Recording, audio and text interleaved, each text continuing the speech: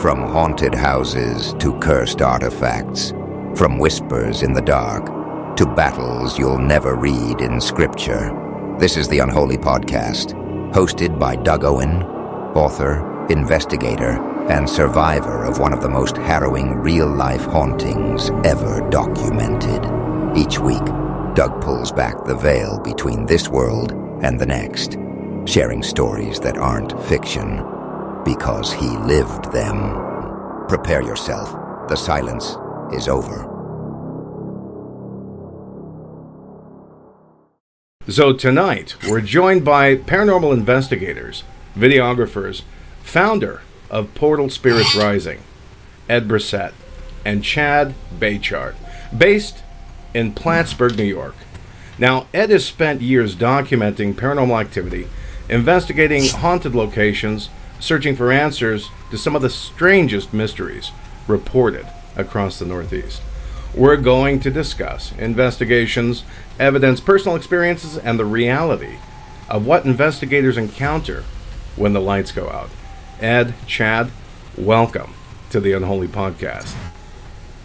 Thank you for having us. Thank you for having us. It's my pleasure. My pleasure.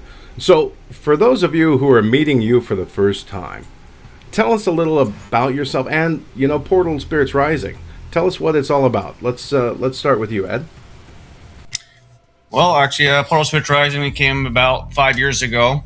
Actually, it started with me and my daughter, who actually got me into watching different paranormal shows. And she's the one like, oh, why don't we try this ourselves? I'm like, oh, okay. So we started dipping into it a little bit. And very first one, and then I got Chad right along right from the right beginning. So, yeah,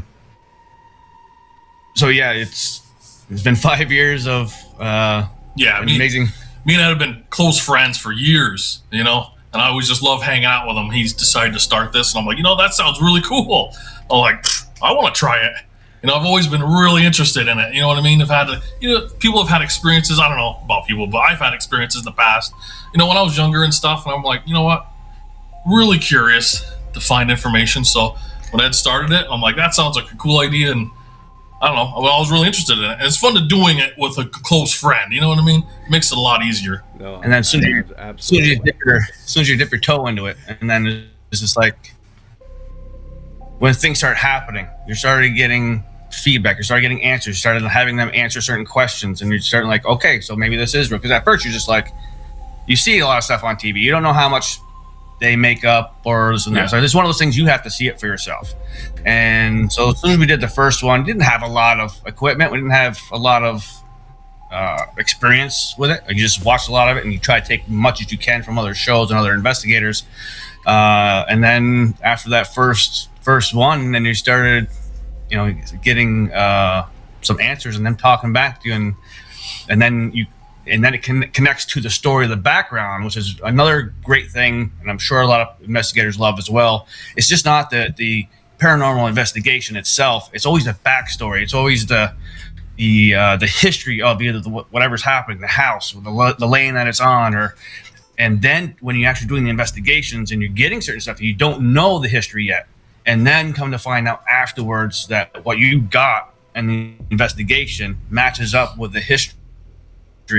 So as soon as that stuff started happening, you're like, okay, let's go even further with this. So then next thing you know, you're getting more equipment, you're clicking on this, clicking on that, buying this, buying that. See what other things could you do to try to help with the communication of the other side. And it's been a fun ride so far. So even though we're doing it. Yeah, no, absolutely. That sounds amazing. So tell me, what was the first defining experience that made you realize this was something you wanted to pursue seriously? Not just like a hobby or kind of a Friday night, grab a beer, come with me, buddy. But what was it that made you decide it was something you wanted to seriously pursue? Well, I think I think my daughter, for me, is the one that made me realize there's certain things that happen. So in my life, it kind of all connected to when my daughter, certain things happen for a reason. She pushed me into the paranormal for a reason. So basically for me, when I was 16, I got baptized and became a godfather the same day. During that, the priest stopped the ceremony, brought me over to the side and said, have you ever had experiences with spirits and that type of stuff. And again, I'm only 16. I've had certain experiences, like my sister and my dad always had kind of connections to them. Never really thought anything of it. But he was like, you have, I don't remember the actual term he would use, but it's like, you have a connection to spirits. You have light all around you. He's like, you have spirits. He's like, I've never seen this before. He goes, it could be a good gift, but it could also be a dangerous gift. So what he did was this was the stole that he actually took off of him and put it on top of me and said, you're going to keep this. He goes, if at any point in time that you have an experience, and it could be an evil, demonic type entity, he goes, you wear this and this will protect you from them. With a morgue down. With a morgue down in the basement. And that was cool. That was really interesting. And I ended up metal detecting that place too a little bit. And I found some crucifixes down there, and they still had inside the walls. Oh yeah. Remember? Oh yeah. They were doing some remodeling, and he realized inside the walls, kept finding this dust, right? This old dust is like, what the heck? It looked like ashes from like a fireplace. Wow. It was the cremated remains of people back in the day, you know? Yeah. I'm like, oh man, it was really creepy down in the basement. It really was. And then we got a lot of activity in that place too. And yeah, and that's, like I said, the very first one. So it was our first one. Where we started, like, didn't have great cameras. We just, like, we didn't. We just like, okay, this is one of the things. So let's try it and see if we can dip our toe in it and see. Yeah. And then again, that was one of the ones where we start getting feedback and then answering questions and things just start going off. You're like, okay, well, there's more to this then. And then, yeah, so that whole 94 Court Street, old funeral home, they still had a lot of the original stuff. They had pictures of the old people who were even in there still. Tombstones in the basement. Yeah, you know? Tombstones, caskets. And man, they still had the lift where it dropped the casket down to the basement in the kitchen. You open the door into the pantry. Oh, what's this? Oh, it's the casket hoist. Drops the casket down and lifts it up. I'm like, wow, that's crazy. I'm like, Ed, get on there. But no, we didn't do that. No. Did somebody call you to investigate that, or did you guys just decide to do that one on your own? No, actually, again, so we just started posting. We started like we want to start doing paranormal investigations, and actually, a friend of mine who's a realtor actually says, "Well, I know this person who just bought this house, and I know there's already history with it. There's a bunch of people who've owned the house beforehand." So he just, I think it was in 3 months that he just owned it, whatever it was, and so she was friends with him, and she asked me, it's like, well, if I asked the owner, would you want to do that? So I was like, oh, well, didn't even really have to search. Someone else found a place for me. So I was like, okay, yeah, sure. Yeah. So she messaged him and got in contact, and right from there, and from then, that's when we started, the whole Portal Spirits Rising, the Facebook page and stuff like that, and he started advertising more. And then there are some people, especially with their houses or stuff like that, and go to the houses or stuff like that and help them find out who's there, what's happening as well. So yeah, it's been fun. Nice. So Chad, tell me, what equipment do you consider absolutely essential on every investigation? Ed. I can't do it on Ed. He's good. No, I think. Oh man. Yeah, I don't know. That's a tough one because we use so much different gizmos and gadgets here. He's Mr. Gizmo. I just love trying different things. It's hard because sometimes one thing works really well in investigation, the other thing doesn't. Like lately, the REM pods have not really been working much at all. And they used to work awesome. They used to be really good. Well, I thought those were the best things ever. Like the last few investigations, they haven't gone off with nothing. And then, like Ed's favorite is the cat ball. He loves the cat ball. I know that's his favorite. Okay, that's his favorite. I'll just answer that for him. Okay. But I mean, those are really hard to set off, those cat balls, And just last night when we went to the mines, those cat balls were going crazy. And when you ask him to do it, and he does it, that's just something. And the cat balls were going crazy, and the bell was going nuts. We have a flux too. He has all kinds of stuff, but that was going crazy. And the flux and the cat balls never have been going off in like the past 8 investigations. You know what I mean? It's really weird. So I can't really tell you what my favorite one is, but the bell is probably one of the top ones for me, just because, especially when you say one rings for yes, two rings for no, and they actually answer you that way. Like, it's not the cat ball.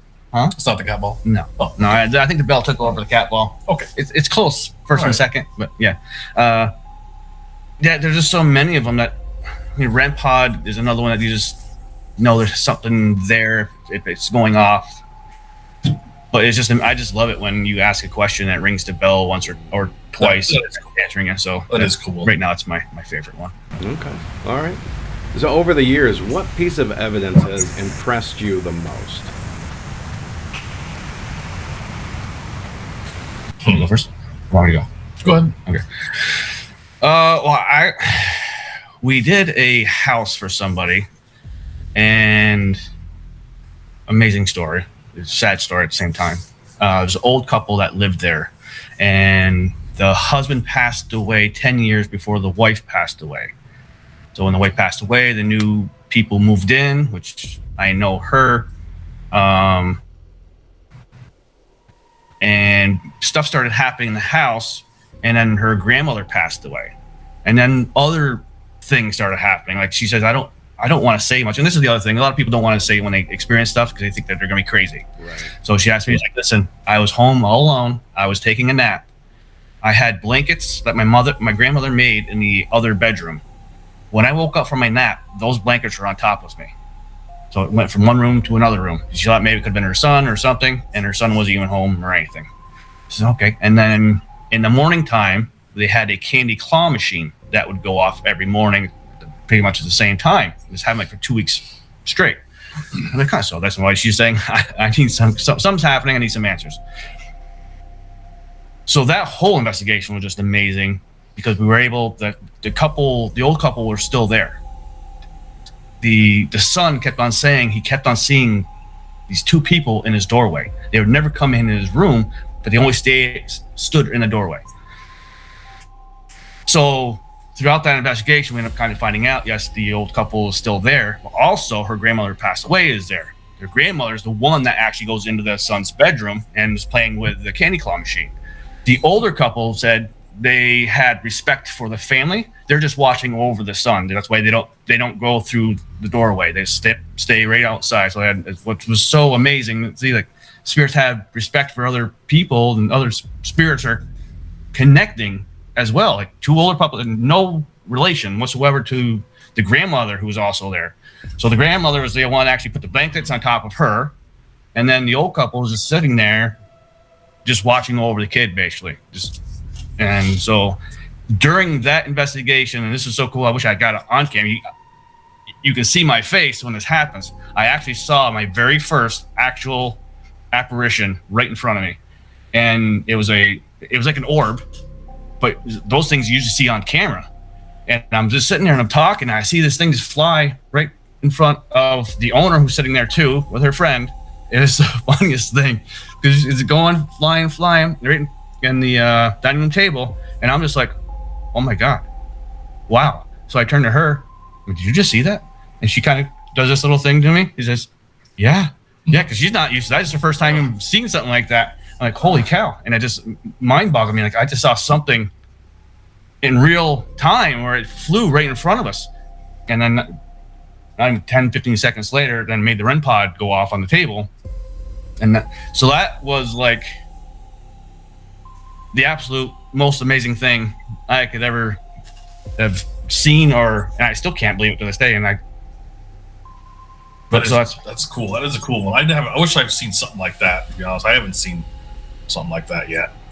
It was like a bright star. It just, yeah. Like, she's like a spark or something from a wire, but it was flying through the air. It's weird. And it goes right on the table. I'm like, oh my god. I was just upstairs at that point, and you just came down. Yeah. And I heard all the commotion downstairs about it. I'm like, what's going on? And then when you see something like that, and you're also getting all this freaking amazing evidence, especially when I had equipment downstairs, nothing was really going off. You bring it upstairs, and all of a sudden, so basically they're standing in the doorway, they're walking back and forth, had music boxes to verify. They set off the tracer.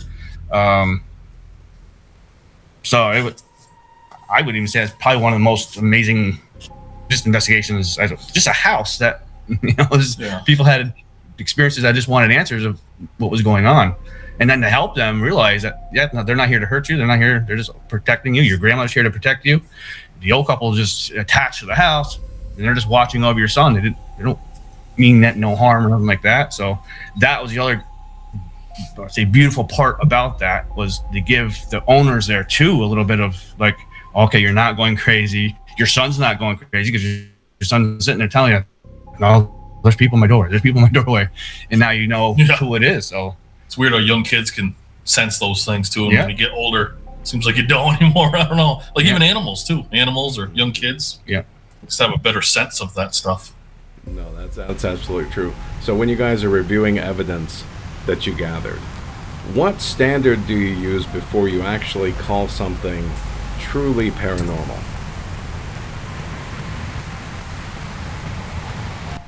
I mean, as we're watching it back, and like, well, pretty much when I'm editing and stuff like that.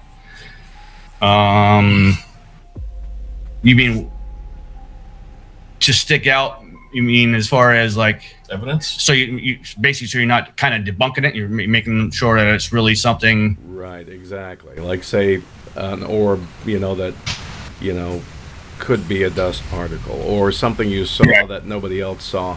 I mean, what is the standard before you actually say, okay, this is paranormal? What has to happen? Yeah. We've learned that to not just say it's either paranormal or whatever. So I just review the video over and over again, and then you take a look at your surroundings of that. Like, could have been a car driving by, or that could have been lights or something that could have set that off. Not just. The orbs ones is really hard because a lot of people see orbs, but a lot of it's dust. So you learn. I'm not a big fan of the orbs, really. Yeah, you just learn.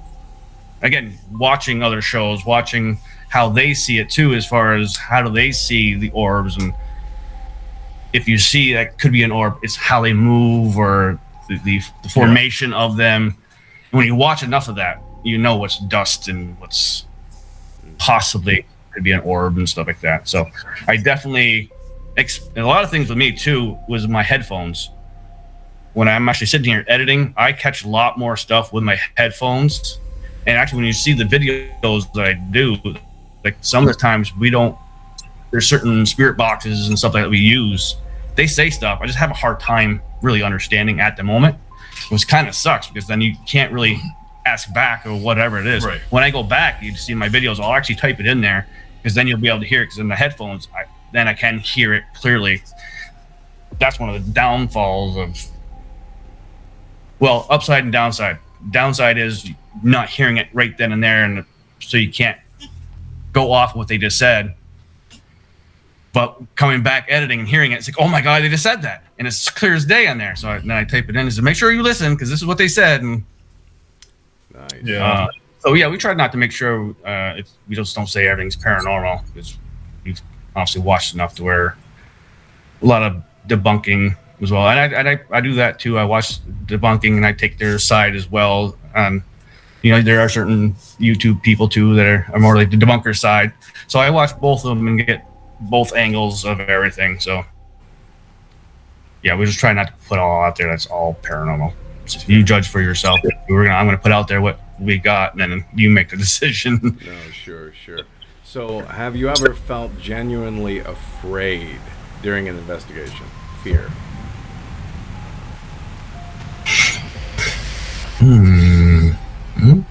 When you go in the creepy building, and you're like, I'm gonna go in the basement and check it out by myself. It's all mental. You know what I mean? It's in your head. It is creepy.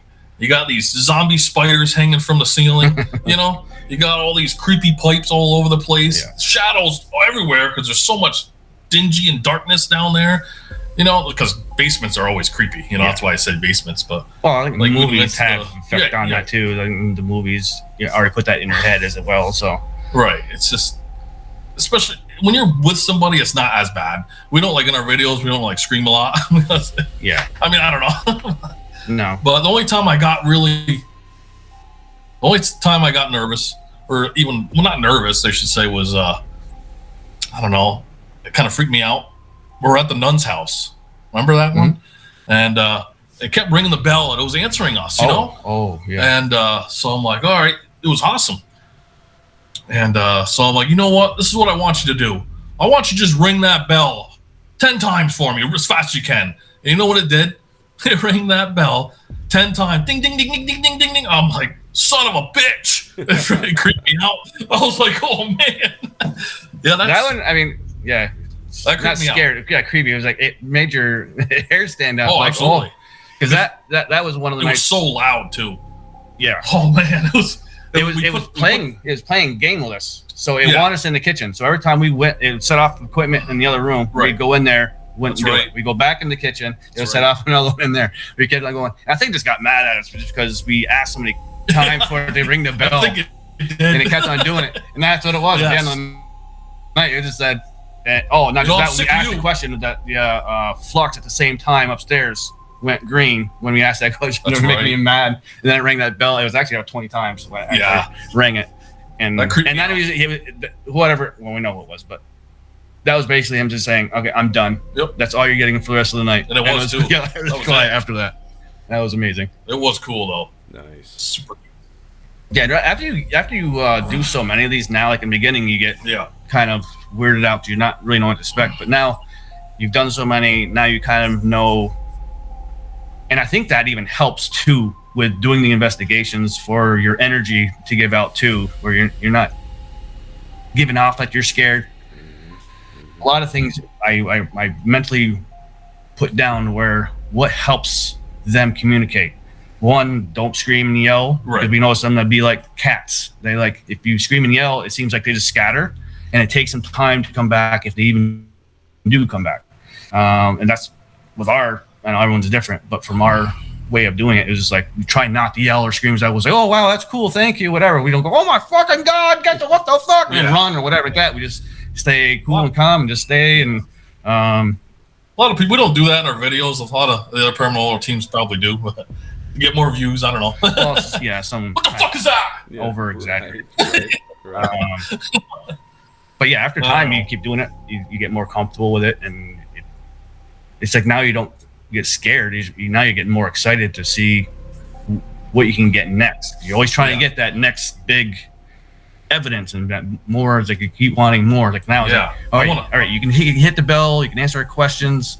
Like, I want you to push something. Can you roll a ball? You're trying to get more. That'd be awesome if we get one of them to push an object or anything. We try so hard. The only thing that we got in that was there's a mansion in Orange, Massachusetts, and it's the first time they actually did something for us physically, to where they turned on lights for us. Yeah.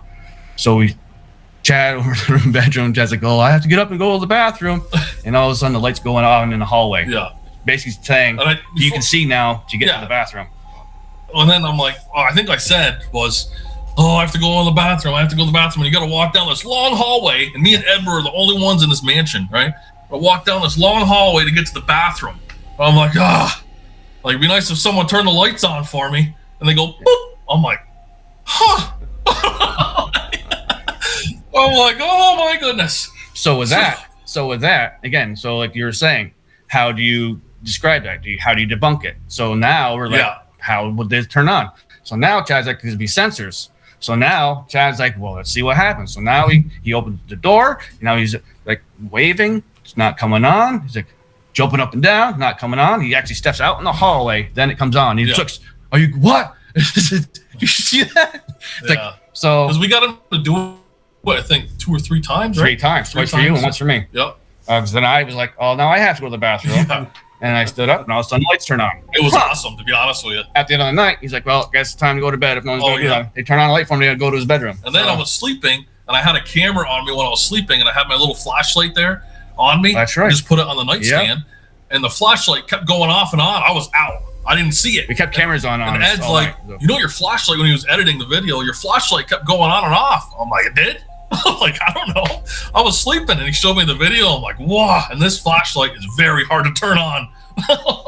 You got to flick this giant knob to turn it on. It's just not an easy flashlight to turn. It's like a mag light little flashlight. You know what I mean? Nice. Yeah. That's amazing. So, yeah, it is. So let me ask you guys, do you believe that certain locations can hold energy from past events?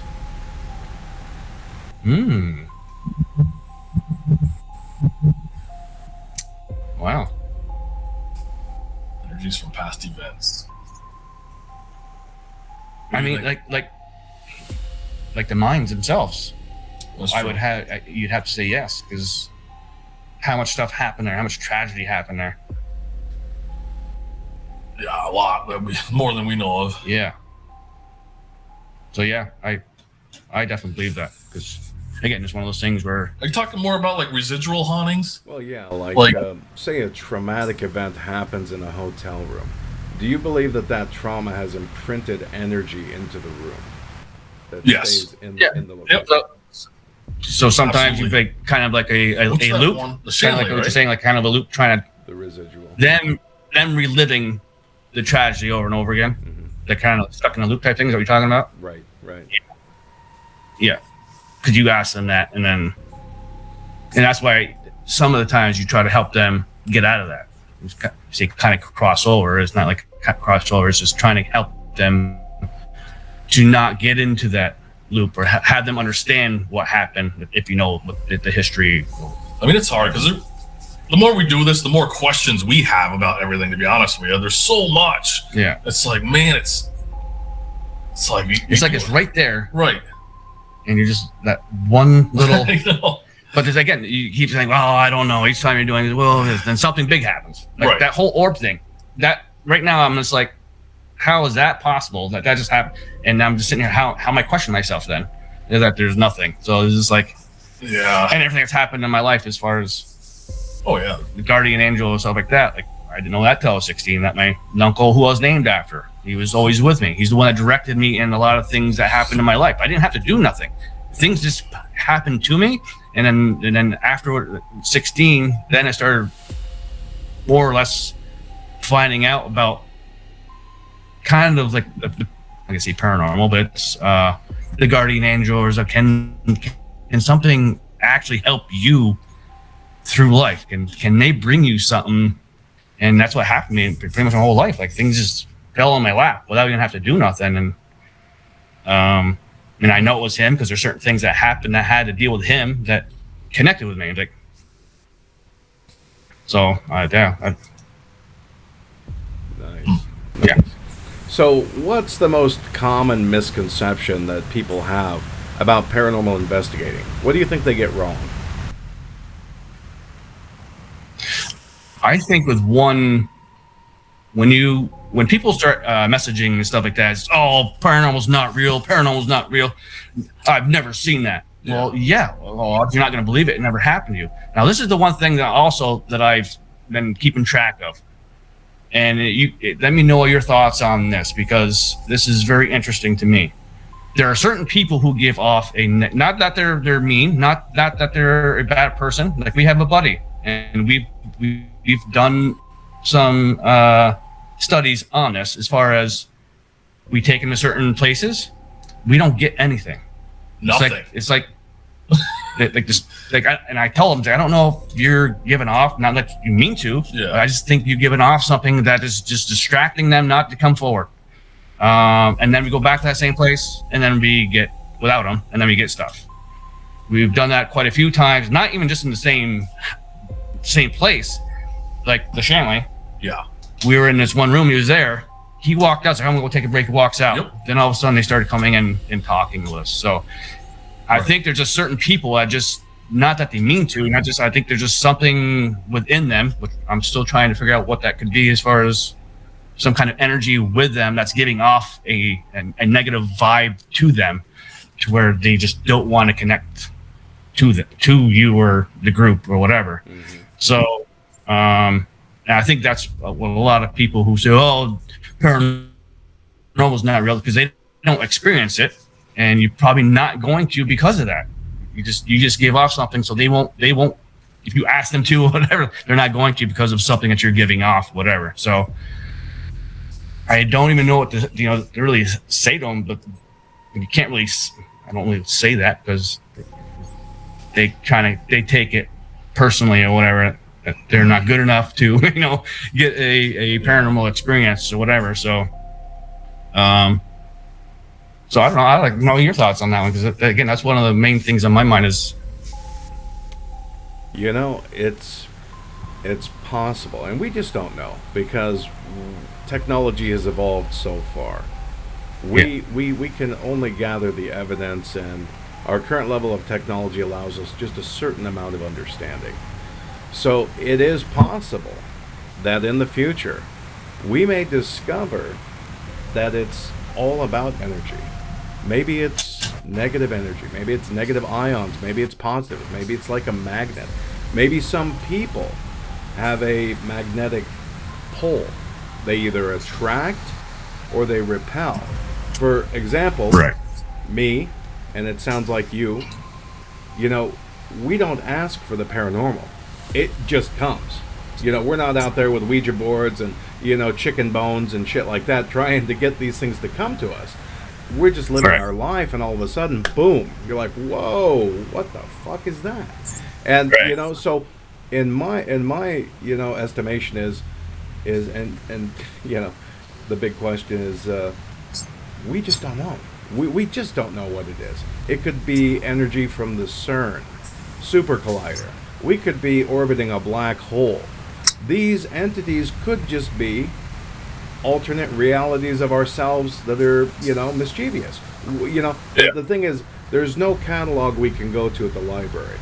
We can't open it up just like we can look for dogs. Okay, there it is, German Shepherd. Okay, here's the origin. This is what it created. This is what you can't open up the book and say, okay, yeah, poltergeist. This is the origin. This is what it is. Weaknesses, kryptonite. We just don't know. So that's why we investigate. That's why we have so many questions. Exactly. Exactly. So there's no answers. So it's hard to talk about it. Exactly. Because no one knows it. So nobody knows.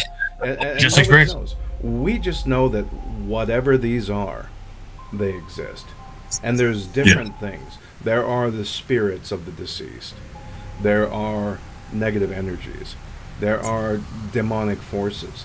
There are angelic forces. There are things that help you, and then things that just want to watch the world burn. So I would say that it's possible that people have energy, places have energy, entities have energy, spirits have energy, and I think some of them just attract, like, that annoying little shit down at the bar that you just don't want to talk to every time you go. You know what I mean? You're like, oh my God, do I really want to talk to Jimmy again one more time? This guy, he's a fucking asshole. It's the same thing. You don't want to be around him. You're like, man, I'm going to use the bathroom. Get rid of him, right? So it's probably the same thing with them. That's my best guess. Right. You're probably right. Yeah. That's true. Best guess. So let me ask you guys. So have you encountered evidence that remains unexplained to this very day? Well, again, we just pretty much. What? No. Yeah, all of our evidence. Well, all of it. I don't know because it's not explained. Like I said, the house I just talked about, that evidence had.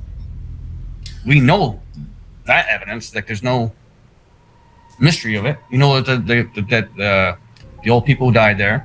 Her grandmother. Yeah. So okay. There's certain ones that you do that you just it all makes sense. It's out and then some of them you're just like I said, sometimes you just get more questions. Yeah, we get more questions than anything. It seems like it's like you think you're gonna figure it out. No, you're not. I don't know. No. Hey, Edna's here. Oh no, she's not here anymore.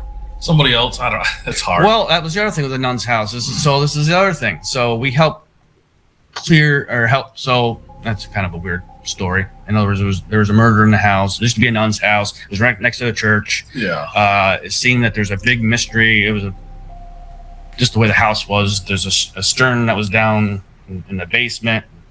You ever see a stern? I have not. It's weird. I went down there. It's like this big water hole. It's like a big pool in the basement. Yeah.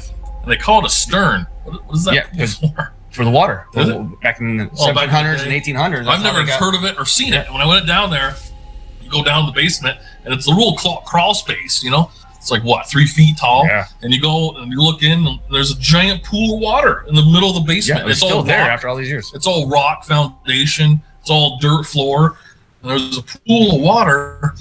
Yeah. In the rock formation, giant pool. That's where they get their water back in the day. I'd never heard of a stern before. Yeah. Is that When we went to Orange, Massachusetts, Is that like they had an that too. inside well, like a well inside Yeah. the basement? Yeah. So the water comes Because from it's under the water ground. from the outside rain, and it goes with yes. Rainwater. Okay. Yeah, that's where they got their drinking water from. It's really weird. I'd never seen it before in my life. Yeah. No wonder. Till- no till wonder dysentery and typhus. They were real. You know. I mean, Yeah. Oh, yeah, it doesn't look very good to. I'm like, I wouldn't Well, want to not drink that. then. Now, yeah. I mean, that was 1700s, 1800s. There was. I mean, ugh. But yeah, that was a creepy place. That one with the Edna. Yeah, I'm trying to remember what I was just You're talking about Edna and the nun's house. Oh, about either helping her cross over or not be stuck there, because he was trying to keep her from talking, so we went there, I don't know how many, like 5 times. You went there a lot, so we yeah. just kept going, and he kept bugging him and bugging him and Yeah. bugging him. And then eventually I said, all right, we're going to help Edna. And then there's another one, I can't remember who it was, to be attached. You're not going to keep them there no longer. We're going to help her cross over. You're not going to keep her from telling her. We already got your story. So as we're getting the story, we're actually getting confirmation from the outside sources. And then I did a little spiel to help Edna and say, you're not going to hold her here no more. It says, so after I did that, it says, we went back again like 3 weeks, a month later, just to see if it worked. That's just to see if what we did did something. And yeah, we didn't get anything. Absolutely nothing. Yeah, we so got nothing. No, that was the worst but best. Yeah. Because then now you're assuming that you just did something. You helped somebody that was kind of trapped there, not be trapped there. Help them. I don't know if they cross over or move on, however you want to say it. But to know now that she's not there, being held by the guy who was a murderer, and trying to keep him from talking. That's the other thing. It's just amazing when you're doing this. He's talking. You're trying to get there's other females that were nuns that were trying to talk, but you can hear him stop them from wanting to talk. And we just kept going. We kept nudging. We kept going and going. And then they were able to come through. And that was like 2 or 3 times we actually said her name. That was the other good thing too. And she said her name, Edna. She said it, 3 different times throughout 3 different investigations. So now you're getting like, okay, confirmation then. Now we're like, okay, this is cool. Yeah. So again, still questions, but Yeah. still things you're like, we must have did something. I mean, maybe that night there just wasn't any activity. You know what I mean? And The only way we do that is going back again. Right. It's, I don't know. Which now there's someone there. But, Yeah. Probably won't go back now, but someone's living there. Yeah. And tonight, we've been talking about some of the most fascinating paranormal cases and evidence ever documented. So, let me ask you guys. Now, you've mentioned the funeral home, and you've mentioned the nun's house. What would you consider the strangest case you've ever investigated? Strangest. There's the Elks one. Elks Was Lodge. weird. Yeah. Elks Club. Yeah, that's another one that you're doing an investigation. That just new people there. And that's the one where you're picking up stuff and you don't know until later on. You hear it like a few different stories. But when stuff starts unfolding when you're doing an investigation, and all of a sudden you're getting what happened in the 1800s of what happened there. I mean, I don't know how to explain it in words, because it's just so surreal to be like, you're just doing an investigation, but all of a sudden now what you're getting is telling you a story of, no, it wasn't an accident. I got murdered. And then you're finding out, yes, there was bodies in the front lawn. They had to exhume, and they had to send them into like Boston area before the Elks Lodge was established. Then you come finding out. Then you start digging that the father actually murdered his daughter. He did adultery to his wife. She leaves for Florida with her kids, comes back. So I wish I could tell the story. There was a son that was 6 years old who has the same name. After they got back from Florida, he became missing. And then what we ended up finding out was, so the daughter, the story was that she fell off the back deck. It was a lie. The father back then, so he hit her daughter across the face with a big 2x4, broke her neck. That's why he buried her in the front lawn. Because then they just didn't have cops involved, didn't do anything. Already buried her, done. They just said she fell off the back deck. So the mother kind of found out about that later on, and then plus he did adultery anyway. He was a big drunk, this and that. They come back from Florida. He ends up. They said the son went missing, but he ended up taking him. And to this day, he is still never been found. So those are one of the weird, where you're actually getting into more of just doing an investigation. Now you're getting more into that one. More we investigated it, the more worse it got. The more worse it got, the more stuff that we found out. And then you go crazy. Yeah. And then so now you're looking how much of this is true. Now you're looking, let's find out more information. Now you're going online. Now you're documenting. So now we know. Yeah, this is the other thing. He does a lot of investigating on the places too. And then to find out police were involved. This is 1920s when this happened. And then 1950s the police got involved. By that time the father was dead anyway. Now they found out that yes, the daughter did get hit with something, and yes, the son got missing. And until this day, of course, it was too late. It was 1923 when the son went missing, and he's still missing from this day. So that's one of the ones that's kind of weird, but at the same time, for me, it's still open. Because now that we know that the daughter, and she even said it on our video too, that yes, her father killed her. And then, that bugs me is the son. Like, the son's still missing. And it's one of those things like, boy, I wish I could still go. I'm not saying I still can't, I can still go back, but you're talking 1920s. There wasn't many houses around that area. It wasn't, so who knows? And they did say he's out in the woods, out in the back. But at this point in time, there's so much stuff that's built. So, it's like one of those things you want to find him. You want to see if you can, say, bring closure to the family. Obviously, there's no family, but I'm saying it's one of those things you want to close the story for us. Because now we're involved in the story. Like, you're now invested in this story. Like, you want to try to help see where you can find this kid and see whether. So, it's weird and. I don't know. Because that was this place I was playing with the little girl with the cat ball. Yeah. Remember that? Yep. And she was lighting it up. I rolled the cat ball on the floor. She pushed it back. I don't know if she pushed it back or if the floor was unlevel. We you know what I mean? Because the place is not like perfectly level. So I'm like, I'd roll it and it would stop. And then it'd light up and then it would roll to me. I'm like, what the? Like, there's no way that's going to happen because I roll it. Stop! We got it on video. Yep. It was cool. I was playing with a little girl, rolling a little cat ball. Nice. Yeah. Yeah, that place was really good. That place was probably the best one. One of the best ones. Have you ever encountered what you guys believe to be a negative entity or negative spirit? At the nun's house. Nun's house. And the Elks, because of the father. The Elks Club. And this is where I got actually, so, that's what I'm looking for. Say possessed.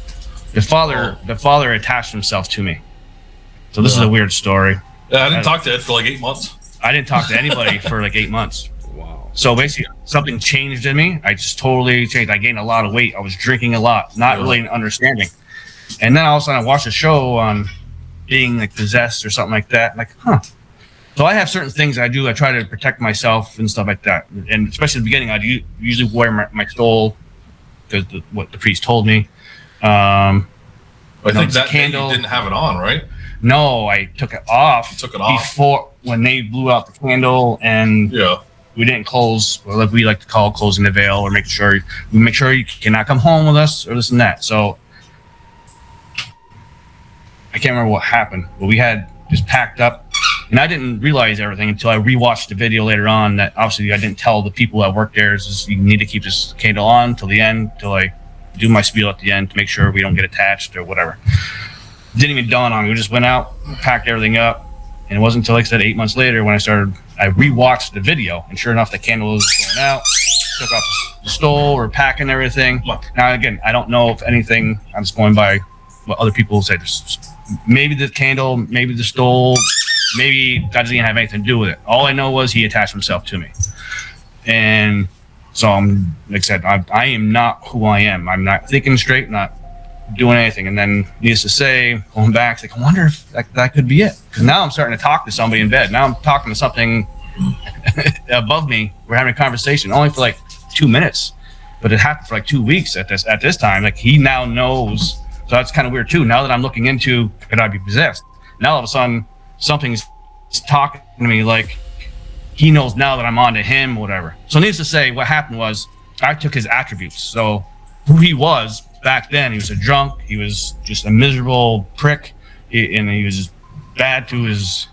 So I was treating people like shit. Like, so yeah, needless to say, that happened. So, I'm not sure what the question was again. I've lost track. Nope, that okay. That was absolutely perfect. No, that is great.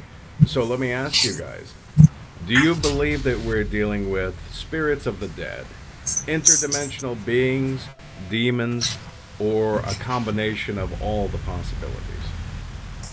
Ooh, combination. Yeah, because you again, when you're doing so many investigations, you see both sides, all different sides. Yeah. You see spirits are fun. Now again, they always say too, you gotta be careful what you're talking to, because there are certain demonic entities that could act like you say a loved one that you're trying to talk to. They can mimic a loved one or something. So you gotta be careful of that too. So could it be just all demonic that's just playing off of your because they know you, they know your family, they're just trying to act like them to get to you? Or so again, still questions on Still a lot of questions. Yeah. But we haven't had anything majorly evil per se. I mean, that the attachment was not really anything. It could have been harmful maybe down the road, obviously, but nothing that came after us, or we never had anything majorly, right? Nothing. No. Really evil. Matter of fact, most of the times most of the people and spirits that we do, they've been fun. They play games So with far, us. yeah. Joking wise. We haven't had really too many evil ones. No. Evil spirits, I guess you could say. No. Just ones that are like the father, Yeah. the guy at the nun's house. There's people who may be trying to keep a story or not have people find out who they really were or something like that. Yeah. But yeah, nothing majorly evil yet. Hopefully you don't get into that. Yeah. Do you believe that these spirits realize that they've passed on, that they're dead? Some do, some don't. Yeah, I think. Haven't had that discussion with them. Majority of them know what they are. Majority of them are just more or less confused of what's going on, where they are, why they're either stuck. Some of them can come and go as they please, so you can already tell, like, oh no, I can go here and there. And then you have some of them that just like, I'm in this loop. I just can't get out of either the tragedy that happened to them.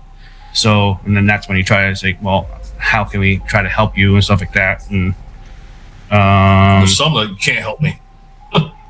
yeah, Okay. yeah. That's, I don't know. I wish I knew. I wish we had all the answers. Yeah, We don't yeah. have This any is why answers. this is why we keep going. This is We're why we trying, keep. but it's just, Absolutely. So I don't think anyone has any of the answers, but hopefully maybe someday we will. That's the other thing. As time, like you even said, technology and stuff like that, Yeah. and just the way things are coming about. It seems like the evidence is getting more and more Yes. and more. So Technology like is definitely 5 years. making Imagine things- 5 years from now, how much more we can get, but then you're like, do you want to go that far? Like, right. Right. And is it going to be dangerous to go that far? So it's one of those things where you're gonna really think about it and be careful as far as how far you want to take it. But so what's next for Ed and Chad in Portal Springs Rising? there's a few places. Let me ask that again. Did I say spring? Spirits. So let me ask that one more time. Sorry. So what's next for Ed and Chad and Portal Spirits Rising? There are a few places that we want to go. There's some major. I'm having back problems right now, so I'm waiting for back surgery. There's a lot of stuff that we want to do. Like I don't know how many we're going to be able to do before my back surgery. It's just very hard for me to move around and stuff like that. We wanted to go to Gettysburg. Yeah. There's a correctional facility. Yeah. A closed one. There's an asylum. There's plenty of places in New York. Really, there's even just a lot of like regular houses, to be honest with you, because those. Yeah, we're starting now to really, especially that one house. Obviously, when people see that got pretty good views as far as like people are like, wow, just a regular house. Yep. If you have any questions, and that's the other thing with people, don't be afraid to ask somebody in the paranormal. I know some people get so scared of being like, there's a word that people are going to think that they're crazy or whatever. So, and this is why now we just shown you, basically the nun's house and a regular house, that someone's living in a regular house, but they're having activity. Don't be scared to contact us or whatever if you want to know what's there, or if you want to be protected. There's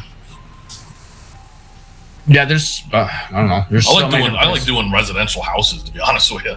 Yeah. Sometimes you do these places, they're so popularized, I guess you would say, or how would you say what I'm looking for? You could say more of a kind of a gimmick type. Yeah. I'm not a huge fan of those. History, but you just don't really know. A lot of them are just trying to make. I don't want to put any of them down, but some of them might just want to make money to help them reinvent. Well, so I don't blame them. It's good.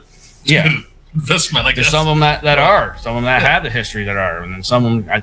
Some people like makeup because they want to buy this whole place and want to rebuild it or whatever. So they make it be haunted and stuff like that. So it's a new thing now. A lot of people are doing it. Yeah. Remodeling old homes. Hey, come rent it out and have your own investigation. I mean, it's good, and sometimes you get some good stuff, but a lot of times it's not all it's cracked up to be. I like just the residential places. It seems like those are one of the best ones we've done. Yeah, well, not the ones that are so commercialized. I guess you would say. Yeah, I think it's more or less now doing more. Investigation on the investigation, I guess I should say. As far as doing, your background check on the place itself and making sure that there is some kind of history, that they're just not making something up and stuff like that. So careful of that. But the house is one. I think I get more satisfaction out of that, especially that house one. I just got when they're answering you and you tell the grandmother bought the sheets and the blankets on top of her, and then you had the old couple. It's just a freaking feel-good story, and they're communicating with you. It's like, man, that's the best one right there, because you're getting answers for the people that live there. But it's just like, there you go. Now you know what they're there. They're not there to hurt you and nothing like that. So you're bringing peace to them too.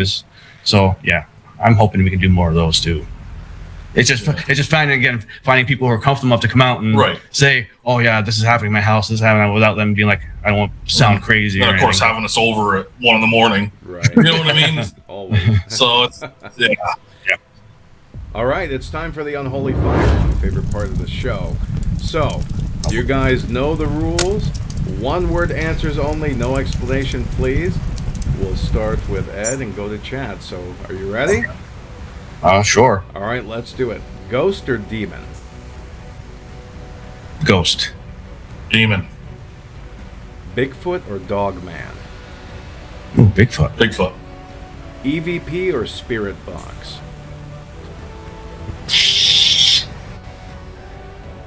Spirit Box. Spirit Box. Haunted house or haunted object? Ooh. I'm going to say haunted house. Haunted house.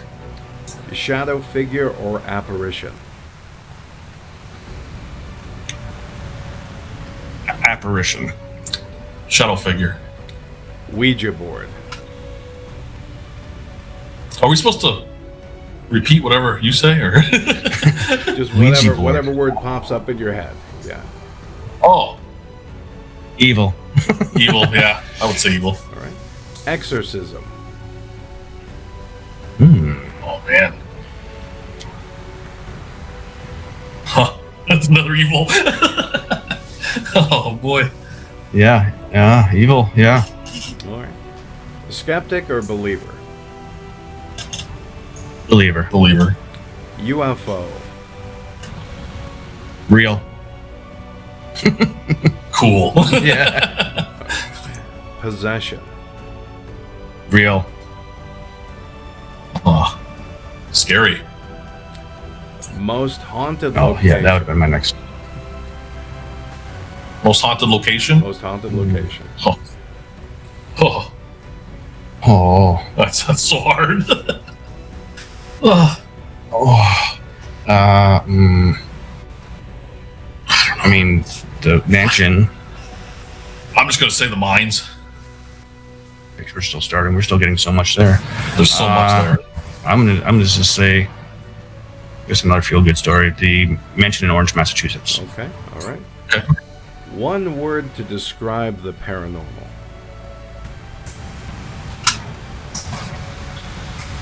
One word to describe the paranormal. Mystic. Oh man. One word to describe the paranormal. First thing I don't know. in your head. What do you think when you hear the I was word gonna say- paranormal? I'm thinking of the word, but I can't think of it.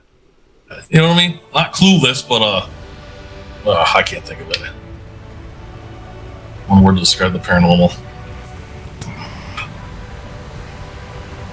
I'm drawing a brain fart. Paranormal. Let's play the clue game. The paranormal. First thing that pops in your head. What do you see when you hear the word paranormal? Portal Spirits Rising. Portal Spirits Rising. Ghosts. We'll just go with ghosts. Fair enough. Sure. All right. Oh, yeah. Yes. All right. Yeah. There you go. Yeah. No, That makes sense. absolutely. Well, you guys have survived the unholy fire. Good job. Now, Ed and Chad, before we wrap things up, where can listeners find Portal Spirits Rising and follow your guys' work online? You can follow us on Facebook. We have a Facebook page at Portal Spirits Rising. We have a YouTube channel at Portal Spirits Rising, and we have a TikTok as well at Portal Spirits Rising. Pretty easy. So yeah. Nice. So please subscribe, join, Follow. all that good stuff. Yeah. Yeah, no, absolutely. So you Follow guys, us, we'll follow you. that's great. The reciprocation is always awesome. That's great. Well, listen, I appreciate you guys coming on the show tonight. I know the viewers and the listeners are going to love your story. They're going to love following you guys, and we're very excited to see what comes next for you guys. So thank you so much for showing up and coming on the show. Well, thank you for having us, and again, congratulations to you on everything too, especially the book and podcast as well. So thank you for having us on that. It's my pleasure. Thank you guys. Yeah, thank you. So, and to all of you listeners out there, thank you for joining and listening and watching the Unholy Podcast. Now, if you've enjoyed tonight's conversation, please subscribe, leave a review, share the show with friends or an enemy. I don't care. I'm not particular. Anybody who enjoys the strange, the mysterious, and the unexplained. And don't forget to pick up your copy of The Unholy Silence, available now worldwide. Visit author.DougOwen.com for books, upcoming appearances, interviews, investigations, the latest updates.